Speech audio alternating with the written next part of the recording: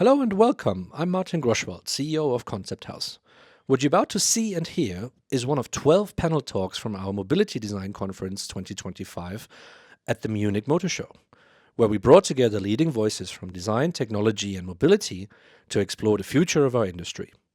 In this session, you'll hear fresh perspectives and valuable insights straight from our stage. Let's dive in.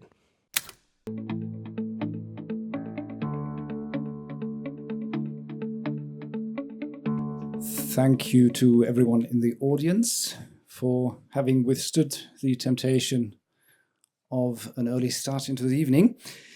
But you're here for a good reason, because the three of us shall be discussing the subject of German by design, branding in a global context.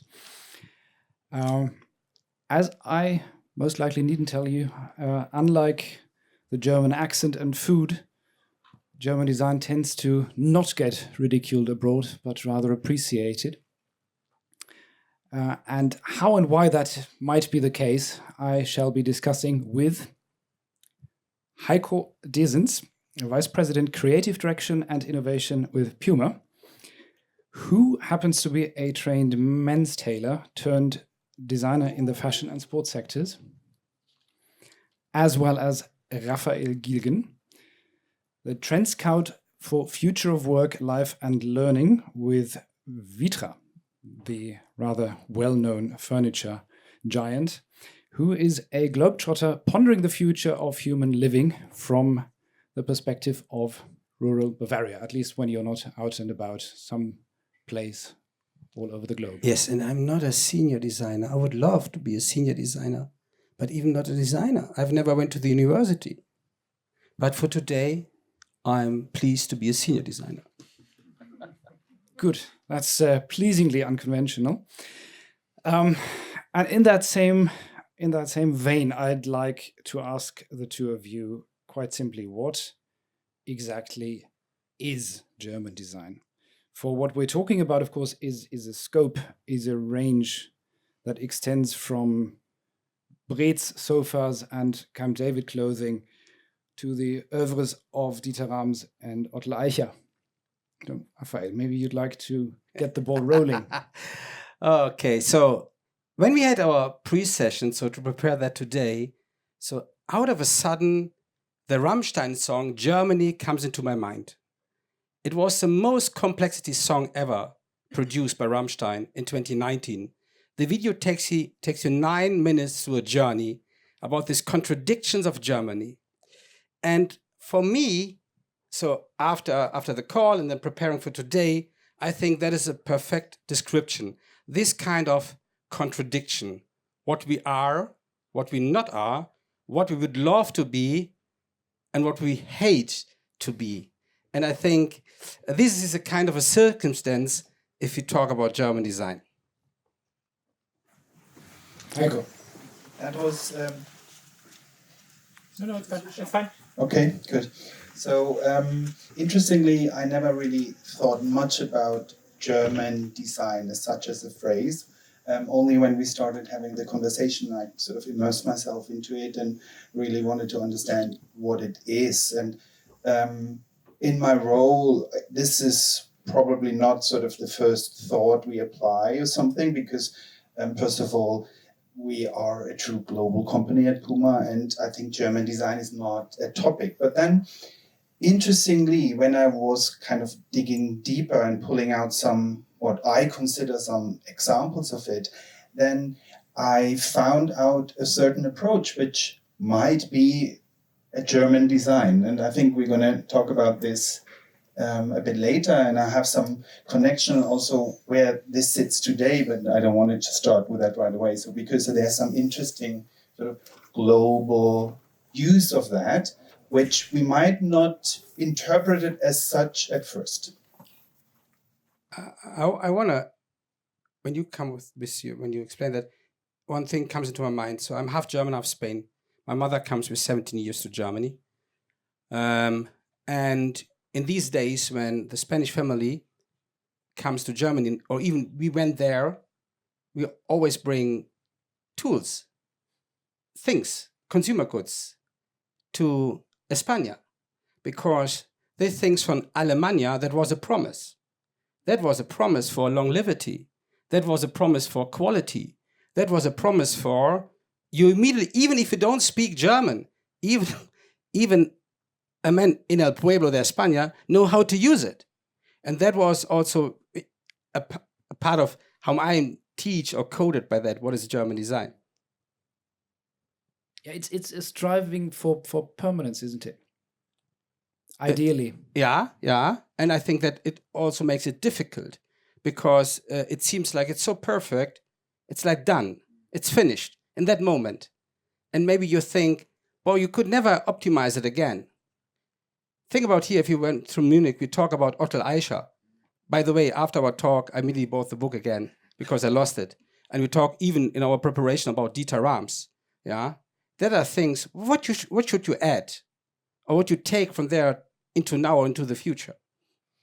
I think those examples are pretty much sort of show what maybe it is. It's a certain purpose behind it, and I think the purposefulness of a lot of sort of initially German designers was the first approach. So I'm not from the car industry, but if you exactly look into what Dieter Rams did for Braun, for example, or Otto Eicher, but also going back to fashion, to Jill Zander, the one thing connects them is like, it's not a decorative design. It's not, the purpose of the design is not to create a makeup or to cover up something. The design is the initial idea to solve something and also to create a purpose of a product. And the conversation of you guys you had earlier, also with the UX sort of thing,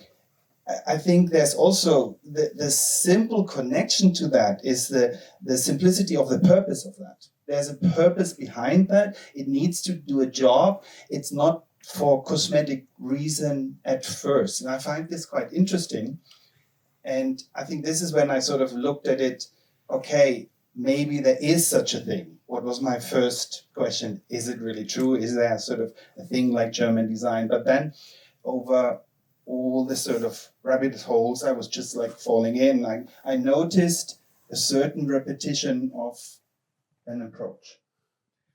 And if you look at your own work, which you're concerning yourselves with on a regular basis, what, if you had to be introspective, what is different from your own approach to what an Italian furniture brand would be doing, to what maybe the American competition might be doing in your case? If you had to analyze it yourself, how would you describe it?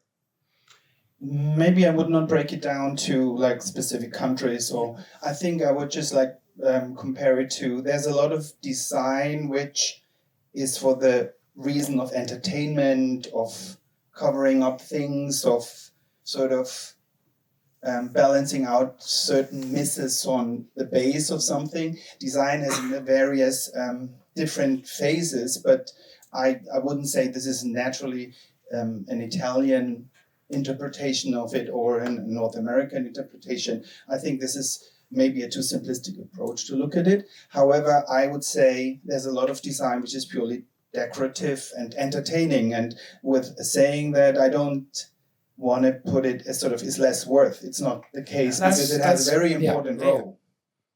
But of course, there are certain design concepts or design approaches that are historically German. I mean, something like Ramses gute Form, that is something you don't find specifically like that elsewhere. The question, of course, as we're speaking about a striving for permanence and a striving for substance, in today's globalized and very, very fast world, can Germany still afford this kind of design approach? Is this even a realistic proposition in the year 2025 and beyond? Okay, so even that I'm not trained as a designer, I strongly believe there is a kind of a universal design wherever you are on planet, that people get access to this item. Think about steel. This you know, steel from the wie sagt man Kettensäge, chainsaws. The design is, if you go to Brazil or if you go to the States, or even I met in Japan the winner of the timber competition from steel in a coincidence. So, and this kind is a kind of universal design, yeah. And I even thought about, when you ask him the question about what we at Vitra do, we always believe in a kind of longevity. So whatever happens on the planet and how the world is changing, this item, a chair or sofa, will even do a great job in 50 or 70 years from now. I would say that is our approach. And that means you have to look beyond the gloss to get a deeper understanding. But what is much more critical, that you know who you are, what you stand for, and what is the worth of the things you do. And I think in these days, where the noise is so loud, where it's so noisy, even in design, that is difficult, yeah, to do that. Yeah, you're totally right. And I feel like there are brands actually who are very successfully growing and establishing themselves globally with this sort of approach. They kind of stay off the noise and they just design into beautiful, simple, purposeful things. I mean, I'm not afraid to name things. I mean, most of you know Muji from Japan. I mean, this concept itself, it's so simple and so purposeful, and maybe there is a sort of connection to it. Maybe another Japanese brand, Uniqlo, it's purely for the purpose, and it's kind of not a coincidence that Uniqlo's most successful collaborations was Jill Sander. So you see, it's a concept which actually survives and develops, but maybe in Germany with our German brands, we didn't really take this serious or kind of develop it further, because there is a place. There's a place for this sort of design language, which we all appreciate every day. And I think that is a very good question. And I'm very curious if anyone in the audience has a thought about that, because I don't have an answer, but I feel like this concept continues. I mean, with the work you do, you're pretty much continuing with that sort of purposefulness and the sort of cut back all the noise and just keeping it straight to what it does in a very beautiful way. So maybe there is potential out there where we did not sort of keep on owning it, maybe. And if you just had to briefly lay out the differences in the German design approach with other global design approaches, not in the sense that one is better than the other, just how it differs, just in really simple terms. Okay, look, if you work for a strong, big American brand, they invest so much money in research and assessment. I don't believe that a German company could afford that. Yeah, even money-wise, without if the result is great or not. That I think that is one thing what makes the difference. The other is, look, Europe. The most parts of the Europe are more than 200,000 or 300,000 years old. Even Asia, the United States, they're 250 next year. Okay, there must be a difference. Yeah, in consistency. How do you say consistency in English? In consistency, in a way. I think that is also different. And I think the other thing also, we are so rigid and we are so strict. And I think that is also embedded in the product. I don't talk about to be precise. I think that it's far more than be precise. No, I agree. And if we're talking about quintessential German design, there is this rigidity. I mean, there is with Rams. I'm sure you've seen the documentary on Rams. Sure. I mean, he's living in his own museum. From certain vantage points, it's a bit ridiculous that he really created this whole space for himself, and everything is Rams design. And I mean, it's consistency and rigidity taken to the utter extreme. and in a way that also, I mean, Germany isn't known for being casual. Being casual and being rigid are the exact opposite. So it does make sense. Yeah, but think about Lufthansa and Lufthansa design and the airplanes. Okay, maybe they are not so fancy, but they provide in a way a kind of promise. So like if it is security, if it is not so noisy, it's okay. It's more than to be okay for 6 or 8 or 9 hours in these kind of airplanes. So for sure they don't serve like Singapore Airlines, yeah. And they are different like ANA or like a Japanese airline. But I think that is for me an interesting example, like the logo and everything. It could be more like South by Southwest, but they never would be like South by Southwest. They can't do it. It's interesting because, of course, Lufthansa are flying Airbus planes, which are pan-European, and Boeing planes, which are American. So the hardware isn't German. Yet I completely agree. Just the kind of fabrics they choose, the uniforms, the logo, of course, which hasn't been changed that often since once, I think, 5 or 6 years ago. Color-wise, twice. There was the Eicher livery, and then they removed that blue strip along the windows. That's one aspect, of course, and also the first VW Golf, which if you ask most people, they'd say it's a quintessentially German design. It was designed by Giorgetto Giugiaro, who's Italian, and the one, let's say, cute aspect of that otherwise very clean, very very square design, the one cute decorative aspect of it, the round headlights, they are the one aspect that Giugiaro didn't design. That was added by the German designers. So speaking of contradictions, they are always there, but at the same time, it still adds up to this to a particular impression. That's absolutely true. Can I throw in maybe a bit of a provocative question here? Because always talking now, because I also would like to maybe speak about, is that sort of German design even realistically set up to be a thing in the global world? I'm just throwing this in because a lot of big companies are heavily depending, or like mostly depending on international markets. And I was in that other conversation, and I think they're substantially different needs. Even if you define purposefulness, that differs so significantly between Asia or Europe or the US.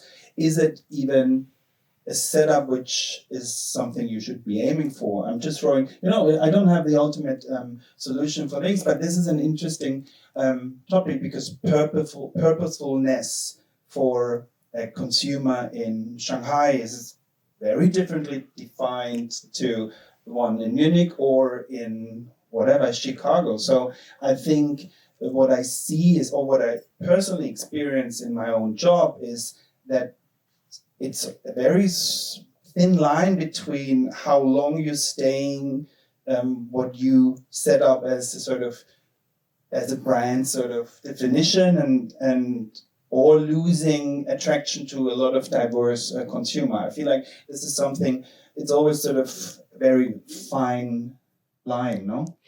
I think until now, we are these kind of export heroes in a big way. So that means countries all over the world, they get German goods. And getting these German goods, it's not enough to drive a purpose. I don't believe that. What I believe is what is so beyond the gloss, that these SME companies, hidden champions, or these large companies, they implement something interesting, what allows a customer in Brazil or in China or in Japan to do with this item, that this item helps him to come from one time into the another time. So like to transform whatever you want to do. And I think that is something special. So without that, I would not believe that we are an export nation, because price-wise not, and maybe service-wise not. There must be something different. And it's not enough to deliver a machine which lasts forever. There are a lot of things in the entire value chain selling goods to countries. And one thing is also missing in this country. I can say that as a half Spanish, that is this kind of proudness of these things. Yeah, to stay to that in a way to say, hey, that is part of our authenticity and that is part of our identity.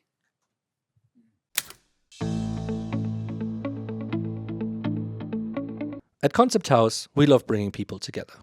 From big conferences like the Mobility Design Conference or our House of Automotive, to more intimate and relaxed gatherings such as Pistons and Pretzels, we're all about creating spaces where people with a strong passion for mobility and design can connect, get inspired, and exchange ideas that shape the future of mobility. Check out our upcoming events at konzepthaus-consulting.com.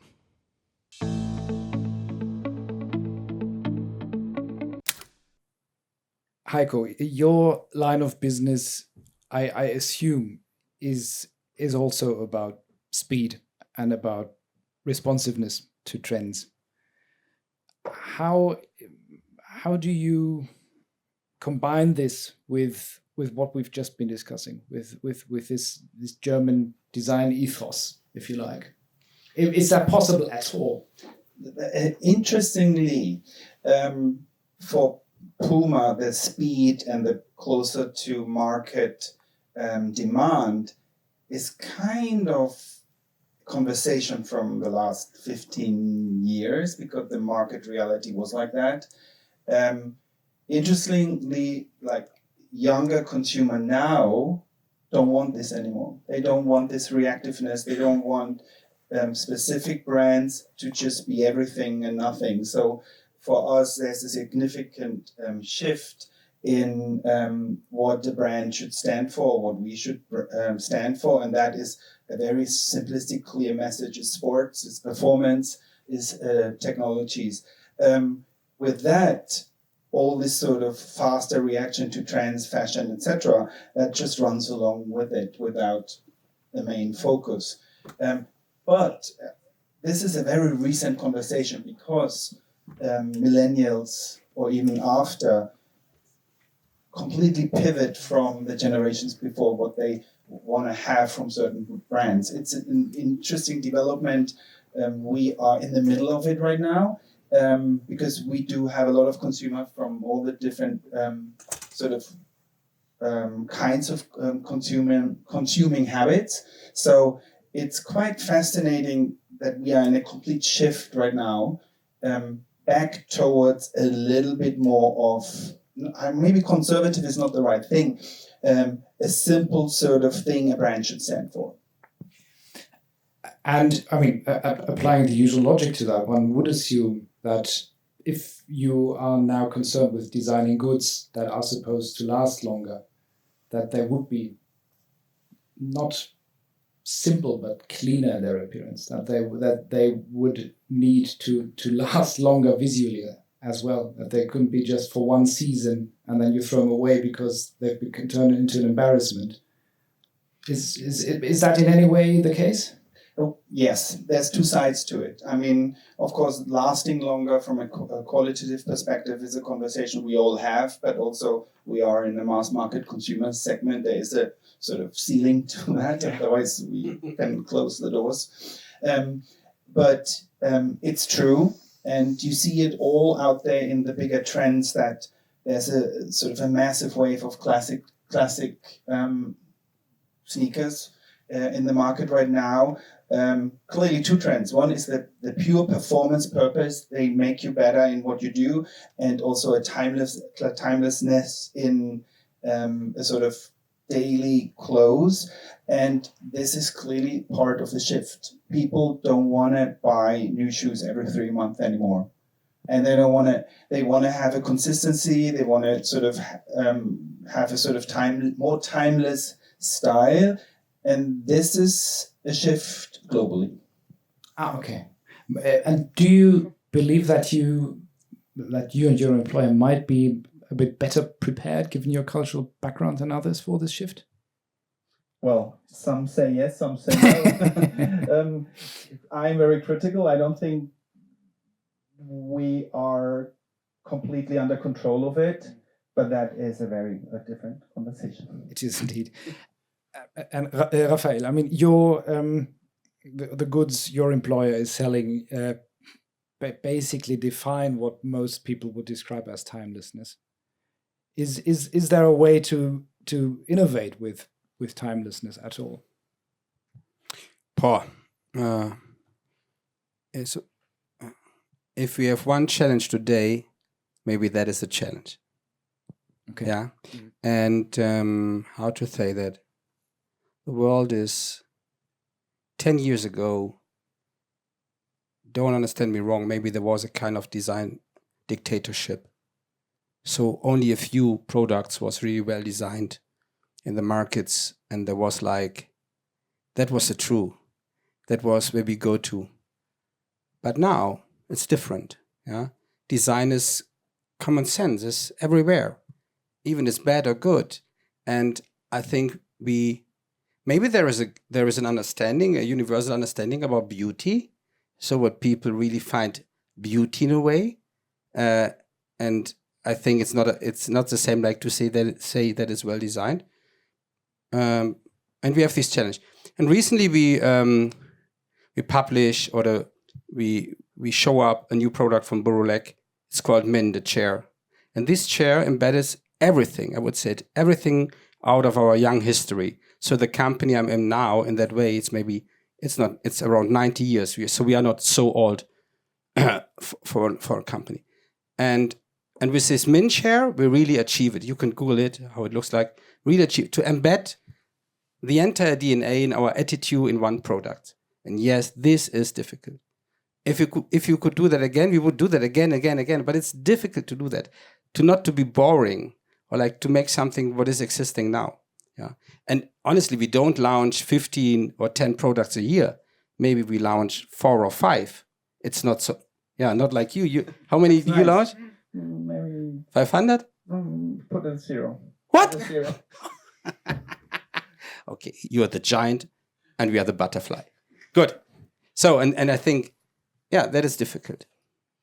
But it's a good question, and if I may add to that, I think you can innovate on this sort of product, and because the needs of how current consumer define innovation is very different to what it was 20 years ago. I feel like that our needs and our environment, our sort of the whole sort of economy demands a different product, maybe from an aesthetic or from a style. It's a certain timelessness which looks familiar or is sort of a nostalgic sort of hint to it. However, in the sort of sports industry, at least for footwear, the engineering or the lasting or the sizing or the fit is very different to 10, even 20, or you even go back 30 years. So this is the big difference, and that is what also we consider as innovation, because there's a clear difference to the user moment of sports shoes. Now people use them, well, now like in a bigger time span, use them 24 hours, while if you go into the 80s or something, it was for a specific moment. So that's why innovation lies in how it's engineered and how it actually caters to this, to school, to sport, to hang with your friends, etc. It's a different need towards the product, and that includes also health reason, sustainability, regulation. All this is a big package of innovation which is not visible, but it is essential for a success of a product. Of course, and it's what you're talking about right now is design rather than styling, and we're talking about German design, not styling here. Yeah. So it's really, it's part of the conversation. Yeah, sure. I want to add one thing. So now Nora Philbaum, our CEO, is the 3rd generation, and her big goal is to be really leading in terms of to be the most sustainable company in this sector on the market. So just to inform you, we have a high amount to produce our energy by ourselves. I would say 85, some around 80%. We are totally driven by renewables. We are renaturation the entire Vitra campus so that even in summer times you have a good quality to stay there. We take out almost all virgin materials, so we use only circular materials, and for sure we want to go for circular. No, we go straight forward into circularity. We have even projects where people, large companies, buy existing chairs and tables from another company, get refurbished by us. So that was easy for us. And you know why? Okay, if you would ask my colleagues, they say, no, Raphael, that was not easy. But it was much more easy for us than maybe for another company, which is not a German company. Because I deeply believe that is deep in our DNA, how to produce things. Maybe the Japanese companies, they have similarities, how they produce things and machines, and us, yeah? And that helps us today to really go fast forward in that topic. And since we also have been discussing your employers, your employer is based in the metropolis of Herzogenaurach. Yours is in Weil am Rhein, near Lörrach, both not exactly... the gravity centers of the world. Exactly. And of design, the design capitals. And if we look at the history of, let's say, modern German design, we have Bauhaus in Weimar, in Dessau. After the war, we have Hochschule für Gestaltung in Ulm. We haven't mentioned Berlin once. We haven't mentioned Munich once. It's not as though no good design is created in these places, but the archetypical German design comes from the province, which I think is an interesting aspect. Is it simply because people don't have the opportunity to do other things than designing there? Yes, I think there is a little bit. This part, I think it's true. I still travel around. I still travel also a lot around Germany. I meet pioneers, so like these hidden champions. And when they tell me the story about their grandfather or the founder, it was always the same. He was in the workshop the entire day. He go for dinner, join the family, and then he go back in his garage, inventing again, again, and again. And that was his life. Because he gets no kind of Ablenkung, in a way. How you say Ablenkung? Diversion. Distraction, yeah. So, and yes, I think that is a point. So I wouldn't say an art is the same. If you want to become an amazing artist, you have to be in these cities like Paris or Munich. But in what we do, it is the opposite. You're probably right, but maybe I want to give it a little bit more of a positive note. I think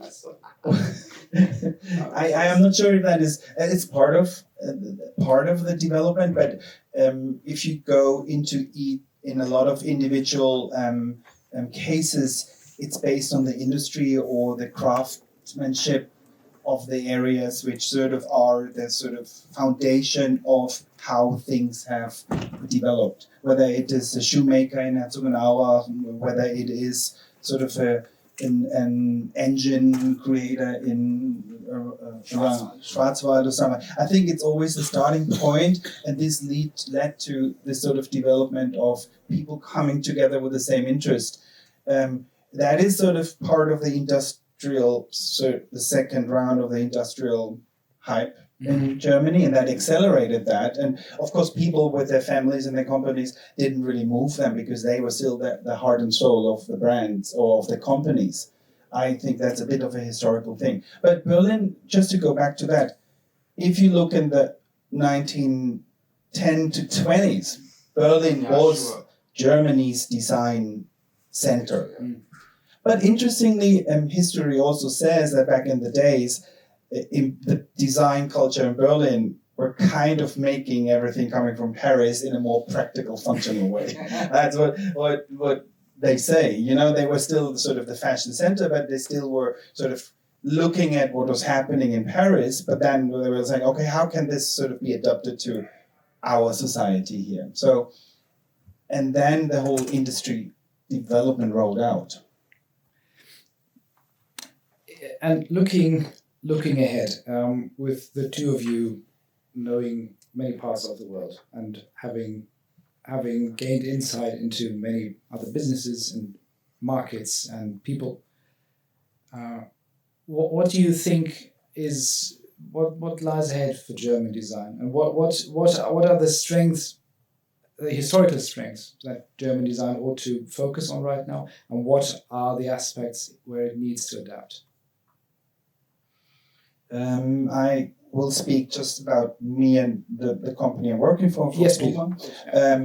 For us, the change or the sort of development happening right now gives us the right indication or the right direction for the future. So we are happy to see that what I started this conversation with, the purposefulness and the meaning of a brand becomes again more important than a cosmetic or sort of a marketing hyped protocol.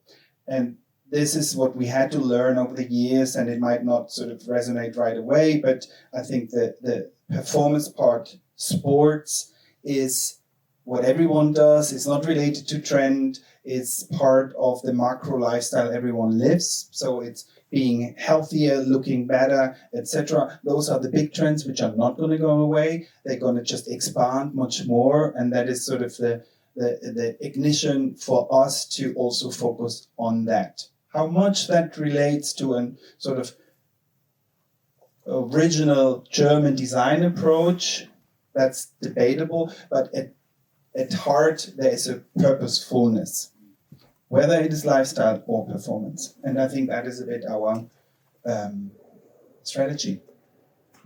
And you believe that people are willing to pay a premium for this particular approach? I don't think it's necessarily a conversation about a premium price product. I think that goes right across more democratic products as well. There's no reason why they should not have the same approach. So I would say first there's an economic challenge for all these companies to find a successor, to find someone who takes over the company out of the family, or maybe a person who make a buy-in and say, I want to go forward with this. The other ones, like think about the Emilia and the Bosch, they have to understand, they have to do a strong assessment what happens in the world, in technology, in society, in economics, and how we match with our products in this new world. I think this is the biggest challenge for a global brand. And for us at Vitra, okay, why we are not so big? Okay, for sure we are hungry, but we are not so hungry because we are not so big. I think to reinvent us new again in the same approach, like thinking about what's going on planet, how do we live, how do we work, what is the meaning of space, what is the duty of design, and to come out then to understanding setups, human needs, and then to identify that and come out with products.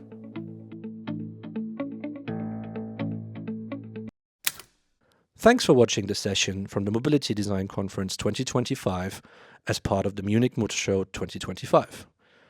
I hope you found some inspiration and new ideas about where mobility design is heading in the future.